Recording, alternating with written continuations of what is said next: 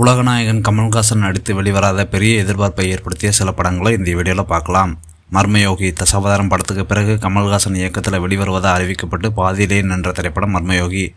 மருதநாயகம் என்ற வரலாற்று திரைப்படம் மிகப்பெரிய எதிர்பார்ப்புகளை உருவாக்கிய திரைப்படம் பல காரணங்களுக்காக நிறுத்தப்பட்டுச்சு. டாப் டக்கர் என்ற திரைப்படம் கமல்ஹாசன் நடித்து பாரதிராஜா இயக்கும் நேரத்தில் பாதியிலேயே படம் நிறுத்தப்பட்டுச்சு. கமல்ஹாசன் லண்டனில் காமேஸ்வரன் படத்தோட ஸ்கிரிப்டை எழுதி 1990களின் பிற்பகுதியில் முன்னணி வேடத்தில் நடிக்க விரும்பினார். ஆனால் அது பிரம்மாண்டமான பட்ஜெட் காரணமாக நிறுத்தி வைக்கப்பட்டுச்சு.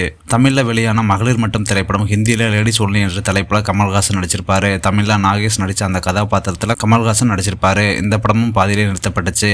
சபாஸ் நாயுடு படத்தை சிறப்பாக உருவாக்க நினைத்த கமல்ஹாசன் அதற்கான வேலைகள் எல்லாம் நடந்துட்டு இருக்கும் போதே சில காரணங்களால் பாதியிலே நிறுத்தப்பட்டுச்சு. ரோபோ என்ற திரைப்படத்தில் கமல்ஹாசன் நடிப்பதாக தான் இருந்துச்சு. பிறகு அது நிறுத்தப்பட்டு இந்திரன் படம் எடுக்கப்பட்டுச்சு. கபர்தார் என்ற இந்த திரைப்படத்தில் கருணை கொலை என்ற கருத்தை சுற்றியுள்ள இந்த படத்தில் கமல்ஹாசன், அமிதாப் பச்சன், ஸ்ரீதேவி மற்றும் ஜெயபிரதா நடிச்சாங்க. இருந்தாலும் படத்தோட கணிசமான பகுதியை படமாக்கிய பிறகு அது திடீரென கைவிடப்பட்டுச்சு. தலைவன் இருக்கின்றான் என்ற தலைப்பு கமல்ஹாசனால் 2008 அறிவிக்கப்பட்டு பிறகு இது ஒரு சில காரணங்களால் கைவிடப்பட்டுச்சு. அதிவீரபாண்டியன் கமல்ஹாசன் நடிப்பில் உருவாக வேண்டிய இந்த படம் படத்தோட பூஜையோடு நிறுத்தப்பட்டுச்சு. இந்த லிஸ்ட்ல குறிப்பிடப்படாத படங்கள் இன்னும் இருக்கலாம். மேலே சொன்ன படங்கள் வெளிவந்திருந்தால் மிகப்பெரிய அளவில் வெற்றி பெற்றிருக்கும் என்றது சந்தேகமில்லை.